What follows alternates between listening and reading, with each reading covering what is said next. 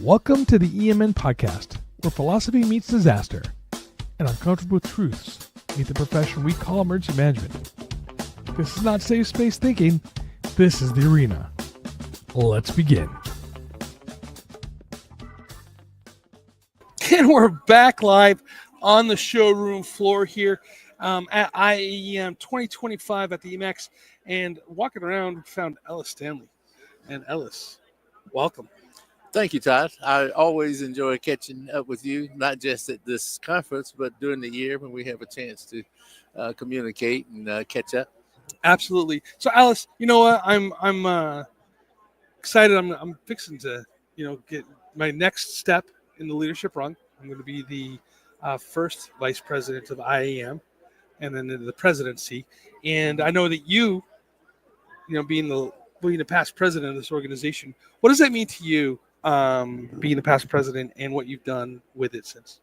Well, to be honest with you, IAEM has been one of the most crucial things in my career because I'm able to meet folks who are not doing the same thing I'm doing, and I can learn and I can expand on that. And from the official position of being an officer, I came up through the ranks, first of all, as a state president, and I think it's important that you have that background, then as a regional president, actually for 2 terms, and then to be able to get in the leadership role on the national level. It's been very beneficial in that I can speak with the authority to influence people and the actions around emergency management. And by doing that, I'm able to make inroads to Congress, the people who are making the decisions, et cetera, being able to speak to mayors associations, governors associations, and things like that. And it's been beneficial in not only shaping my career, but hopefully having some impact on the industry itself of emergency management. Well, absolutely. I mean, I tell people all the time that you have shaped my career, and I do appreciate the guidance and the mentorship that you've given me over the years, and the wise advice that you've given me. I do appreciate that. Well, thank you, and I will be expecting royalties for all of that. Absolutely, the check is in the mail. Okay, for sure. So this year is a transition year for us in many ways.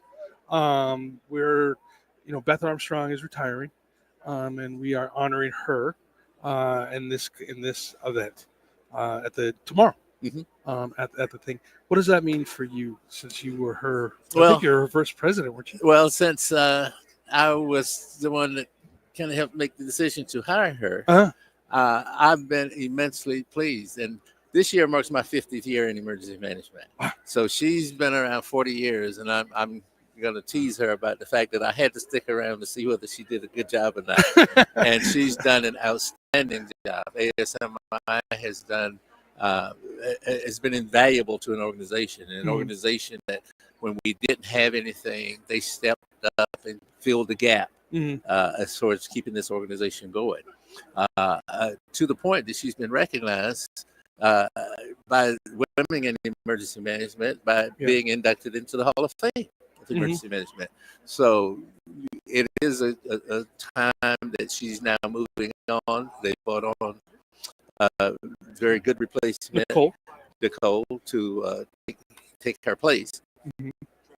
But she and ASMI have been invaluable to an organization like IAEM. And they've embraced not just the management organization, but the future and focus of emergency management. So it's not just we moving deck chairs. They understand the program and how it's working, and they see the future. Yeah, absolutely. It's kind of wild is that so you got to bring on Beth, and I was able to be part of bringing Nicole on. Fantastic. So it's kind of a neat bookend on 50 years from now, you and I are going to have this same conversation. Oh my God. 40 years from now. I guess I'll be like 95. Emergency managers never die. So don't worry about that.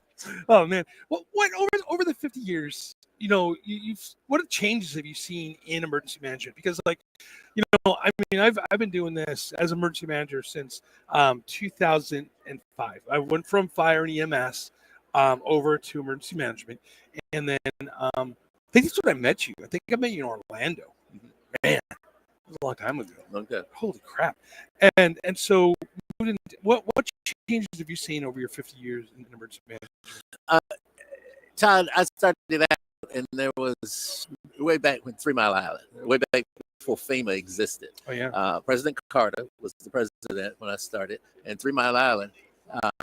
He was actually the president that walked into 3 Mile Island to show folks that it's safe. Now, he was He's a nuclear physicist. Yes, a nuke. Yes, so he knew what he was doing. But what I've seen is, I started out on the coast of North Carolina, and hurricane warnings came about when the Coast Guard came sliding into the coast and the hurricanes coming. We didn't have NOAA. We had the National Weather Service, but we didn't get those alerts. And we had communities. One would say, "Yeah, I'm evacuating." Another would say, "No." And we had a lot of things. So we had a lot of disunity within organizations. We didn't have the necessary collaboration that I see has changed. But let's fast forward. Okay. The biggest change right now is the impact of AI on emergency managers, our business, our environment, private sector, public sector, etc. And you and I are of the age that we need to be bringing on younger folks that can speak AI, that can speak things to help us, to guide us. And the problem is not theirs. The problem is us recognizing that we need people who can help navigate this huge change. AI is doubling every 3.3 months. Right. By 2030, it will have doubled 1 million times. Yeah. So imagine what that means to us and what that means to our environment as far as being able to be on the cutting edge and do some things that changes the way emergency management is practiced. I mean, absolutely. Because like when you walk around this floor, there's how many companies here that are doing something's related to AI? Yes. One way or another. Right. They get it. Yeah. I mean, they get it. It's not just a monetary thing. It's the future of their business. Right. Absolutely, it is. Yes. Yeah. I mean, it's amazing. I mean, like EM1. Yes. Is a great example. They were partnered with IAEM. Right. Given excellent example to bring up. Yeah. I admire that. Yeah. I mean, and they're doing a lot of stuff with that. And the fact that they are actually being led by people who get it. Yeah. Practitioners, not just business folks. And you got to be smart. You got to be a business person, but to have somebody in that leadership role that's a practitioner and actually get it is bodes well for our industry. Well, Tom, who was the former Region 5 administrator, Chicago, good friend of mine. Chicago, yeah. Well, we won't hold Chicago against him, but good people. Good people. He's good people, but still, the Chicago Bears and all that kind of stuff. We won't hold that. You got to keep it true where it's true in football. You know what I mean? Go Bills, go Bills. Yeah. And when you talk about what's the change, the other change is I think we are preparing more elected leaders to understand the importance of putting skin in the game when it comes to your emergency management program. This is true. Imagine we're talking about now FEMA could possibly go away. And there's no reason that we can't keep a strong resilience program, emergency management program bottom up and not wait for a trickle down.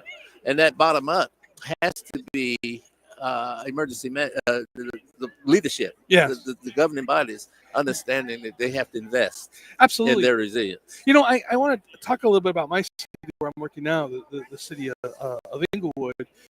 Our mayor, Mayor Butts, and Mayor Butts. I know him very well. Yeah, he has invested in emergency management. He brought Brian Walker on board to create a program, and it was started off as Brian, one man sitting in a desk, as Brian says, sitting at a metal desk. And now we have a division, our own department. Brian is the same, as equal to the police chief in the organization. As it should be. Right. And we have 8 members in our department now, and we're looking at growing. Yeah. And Mayor Butts understands how important this whole division. Oddly enough, the day before I was started to work on in LA, Mayor Butts, then Police Chief Butts, was taking over the head of the LAX as their law enforcement. And I followed him for a long time when he was in Santa Monica, when he came as police chief down, and then he became mayor. Right. And a very, very good guy. He gets it. He gets it, and he sees that you have to grow the organization.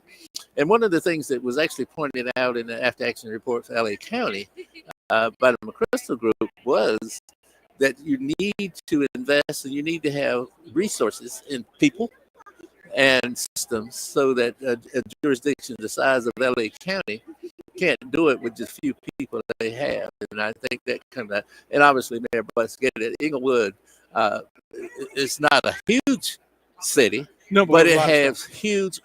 huge things going on in that city. Yes. And I mean, great things going on in that city. So you need to be prepared and equipped for it. We got so many major events coming up in the city. It's crazy. Yeah.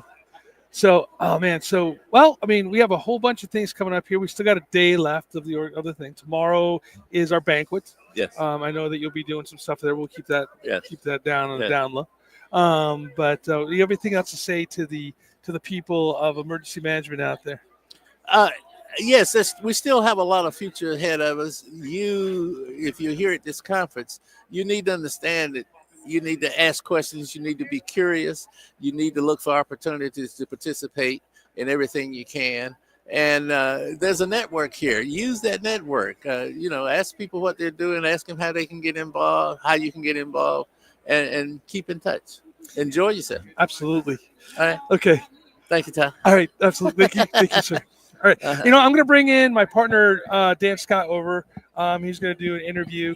I got to pop up for a second and go ahead, Ellis. And let's switch out really quick, Dan. All right. We're going to keep live here. This is the best thing about live TV. Watch out, Ellis. You got the thing. Hang on. You got it. You got your. Yeah. All right. This is live TV. All right, Dan. Hey, Dan, you want to slide in? Yeah. We're going to keep talking here because this is live TV. And, yeah. All right. Hey, Janice. Switch out. You want to slide to the end? And,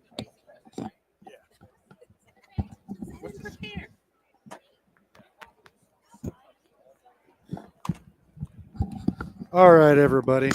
Well, nobody's watching right now, so we're good. That's even better. Yeah, but it'll be recorded. So, all right. So let me so I can mess it. Janice Ruff. Is that right? Did I say it right? You did. All right. You Well, did. Janice, I am joined right now on the floor at IAEM 2025 here in Louisville, Kentucky. And we are talking live with Janice Ruff. And Janice is visiting us from her booth from Koali. Let's tell people about Koali real quick. Koali. So Koali is a ed tech company. We're based out of Lehigh, Utah. We have 5 different products: research, financial, academic, ops, build, and then ready, which is our business continuity provider. Actually, I'm very familiar with Koali because I actually brought Koali into Eric's life, which is a coworker, ex-coworker at this point. Former coworker, ex sounds bad. So former coworker for Eric's self. If you're out there, Eric, here we are. I miss you, Eric. And you're welcome. Yeah, I just so you know, we're gonna make this public. I introduced Eric to his wife and to Koali and to emergency management. Eric owes you a ton. You're welcome, buddy. And welcome, you got to Eric. meet this beautiful, lovely woman. He did. There you go. He did. All right. So why IAEM? Why are you here at the IAEM conference? So before I answer that, I'm going to say that this is my very first one. I absolutely love it. It's awesome. I attended the caucus. Beautiful. Network with so many labs. Had a ball. So I am here because our company is a sponsor. We have a booth. But now that I'm here because I'm supposed to be here. That's amazing. Yeah, I am supposed to be here amongst these amazing people, soaking in all this knowledge from them, getting all this information, and then sharing what I know about business continuity as well. That's amazing. Well, business continuity is a growing concern for a lot of people, especially since COVID. Yes. And Koali is definitely, you've been growing too quite a bit over the last few years. Since I found Koali through education, obviously, when I was working for Fresno Pacific University, and then I've seen you guys grow quite a bit through that. So the business continuity aspect of things is huge, and since COVID, definitely seen some growth there. Definitely with that. So how do you think IAEM and the people that are walking through here can benefit from being here at the conference and this expo center? I think they can benefit because there are a ton of amazing organizations and companies here that they can soak up information from, just like myself. I've been going to booth, finding out information, not just for the swag. I got swag too. Lots of swag. But but soaking up information, right? So there are organizations here that I've never heard of before. But once I went to them and I started asking questions and getting information, I'm like, oh wow, you guys are powerful. You do amazing things in the emergency management area. So I think they are supposed to be here, and I'm supposed to be here to learn from them and to teach them as well. Yeah, that's great. Yeah. And there's a lot of new people Yes. Here this year. I mean, every year it grows a little bit. More and more people show up on the expo floor to be vendors, which is amazing. Koali being one of them. Yes. And then we have a few others that now that I'm walking through the floor and I'm seeing them, like I was doing a project this year. I could have used them and I had to couldn't use them because I didn't know where they were or who they existed. So Gotcha. some good stuff when you get to these shows and you get to find out these resources that are available to you. Yes. Like Koali. Yes. And like some of these other vendors that are out here. We have I think over 200 vendors this year. So it's amazing. And this is your first year being here. So what do you think overall? Overall, I want to come back. I was telling somebody earlier, I put next year's dates on my calendar as soon as we're done. Yeah, I want to come back. This year we have a booth, as you know, but I want to come back and I want to attend all the sessions, and I also want to do the caucus again. Awesome. Yeah, I want to sit in and I want to soak up all the information. We got caucuses, we got communities, we got committees, we got different regions you could be a part of. Yes. And we're looking for sponsors. Got it. Yeah, so just so you know. Okay, I'll share that. Yeah, awesome. I'll share that. Actually, I shared it with Eric and he dogged me. Oh, What's up, Eric? Again, really, Eric? just so you know. Really? She's going to hook me up.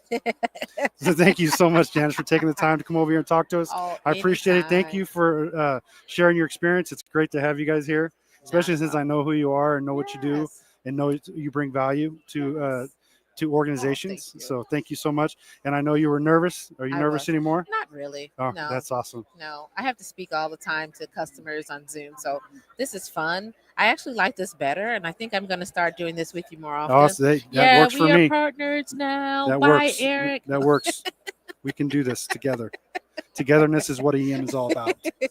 That's right. Thank you so much. Thank you. Yeah. Appreciate it. Yeah. Bye-bye. Bye-bye. That was fun. So when do we start tomorrow? What time? Whenever you'd like. I'll be here all day.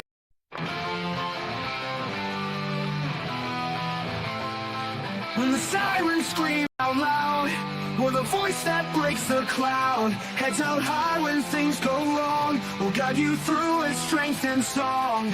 Disaster strikes without a sound, chaos reigns but we're around. Public safety in our hands, standing strong in every land. Emergency